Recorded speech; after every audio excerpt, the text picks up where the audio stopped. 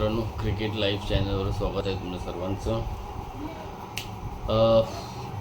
Ashes series चालू आहे. 4 टेस्टचा second day होता. आजच मॅच संपेल असं काल मी म्हणालेलो, पण मी बोललो होतो की ऑस्ट्रेलिया जिंकेल आरामात. पण इथे उलटं झालं पूर्ण. 360 डिग्री सगळं चेंज झालं. England one by 4 wickets. अशा प्रकारे टेस्ट क्रिकेटमध्ये एवढा मोठा उलटफेर झाला आहे. ऑस्ट्रेलियामध्ये इंग्लंड आफ्टर 15 इयर्सने जिंकली पहिली टेस्ट. नाहीतर गेले 15 वर्ष ऑस्ट्रेलियामध्ये इंग्लंड हरते टेस्ट. एकही टेस्ट त्यांना जिंकता आलेलं नाही. 15 वर्षांनी फर्स्ट टेस्ट ते लोक जिंकलेही.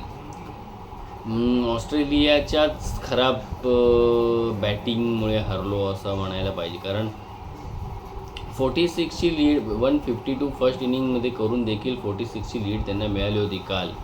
आणि असं वाटलेलं की हेड वगैरे चांगले नाही तरी 50-50 जरी एका दोघांनी केले असते आणि चांगलं टार्गेट दिलं असतं तरी खूप टफ झाली असती इंग्लंडला. पण 132ला ऑल आऊट झाले सेकंड इनिंगमध्ये ऑस्ट्रेलिया. आणि तिथेच मॅच त्यांच्या हातातून थोडीशी लूज झाली. इंग्लंडने चांगलं चेस केलं. ओपनिंग स्टार्ट त्यांना चांगली मिळाली म्हणजे काय, लोक ठरवणं झाले मारधाड ह्या टाईपचेच खेळ.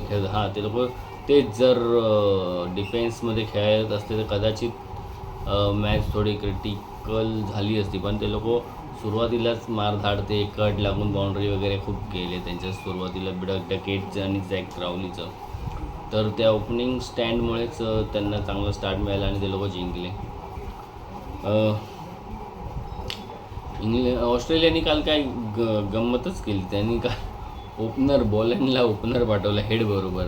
नाईट वॉचमन म्हणून कदाचित पाठवलं आहे. कारण काल 4च रन झाले होते 2-3 ओव्हर्समध्ये.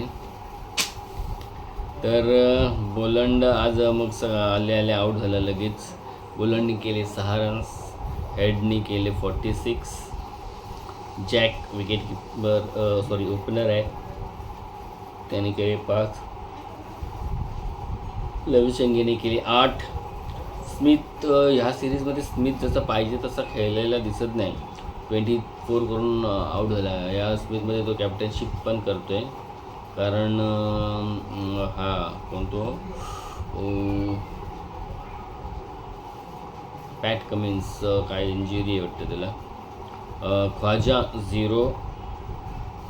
कॅरी तो इन फॉर्म त्यांचा बॅट्समन होता, तो पण काही करू शकला नाही. 4 runs. Green 19 runs. Nasir 0. Mitchell Starc 0 आणि जाय रिचर्डसन 7. असं त्यांचं बॅटिंग होती जी 132ला ऑल आऊट झाले. कार्सनी 34 रन्स 4 विकेट घेतले. स्टोक्सनी 3 विकेट घेतले 24 रन्स घेऊन. आणि इंग्लंडच्या बॅटिंगमध्ये झॅक क्राउली 37 केले. डकेट 34 केले. कार्सला पाठवलं आहे लोक. पण इंग्लंडवाले काय पण करतात. कार्सला त्यांनी 3 नंबरवर पाठवलं. ज्यांनी 6 रन्स केले. जेकब चांगला खेळला. याची पण एक इनिंग क्रुशियल होती इथे. जर ही इनिंग आली नसतील तर मॅच थोडी अजून जरा इंटरेस्टिंग झाली असती. त्यांनी 40 केले. स्टोक्स लवकर आऊट झाला 2 रन्स. रूट 15.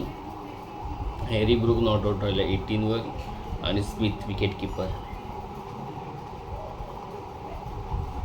त्यांनी 3 रन केले. मिचेल स्टार्क्सनी 55 रन्स देऊन 2 विकेट्स. जाय रिचर्डसन 22 रन्स देऊन 2 विकेट. आणि बोलंड यांनी पण 29 देऊन 2 विकेट घेतले. तर ओव्हरऑल बॉलिंग चांगली केली ऑस्ट्रेलियाने. बॅटिंगमध्ये थोडंसं कलअप झाले त्यांची सेकंड इनिंग. ते जर 250 केले असते त्यांनी तर 200-250चं टार्गेट असतं 300पर्यंत, तर मस्त झाली असती मॅच. पण माहिती नाही की बॅट्समन लोकांनी गिवअप केलं की पिच तेवढं डेंजर होतं. पण पिच जर तेवढं डेंजर असतं तर मग हे रन्स पण चेज होणं खूप डिफिकल्ट झालं असतं.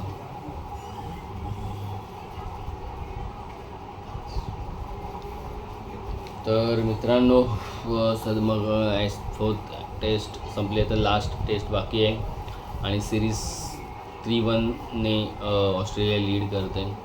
बघू शेवटच्या टेस्टमध्ये अजून इंग्लंडकडून काय कमबॅक होतो का, म्हणजे अजून एक टेस्ट जिंकू शकतात का. याच्याशिवाय काय खास नाही चालू आहे. आपले डोमेस्टिक जे चालू आहे तेच विजय हजारे ट्रॉफी. वुमन्सची उद्या आहे India versus Sri Lanka 4th T20I. आता बघूया न्यूझीलंड बरोबर आपली चालू होणार आहे पुन्हा, त्याच्यावर आपण पूर्ण इन डिटेल रिव्ह्यू करू. तर मित्रांनो, व्हिडिओ आवडला तर लाईक करा, शेअर करा, सबस्क्राईब. थँक्यू.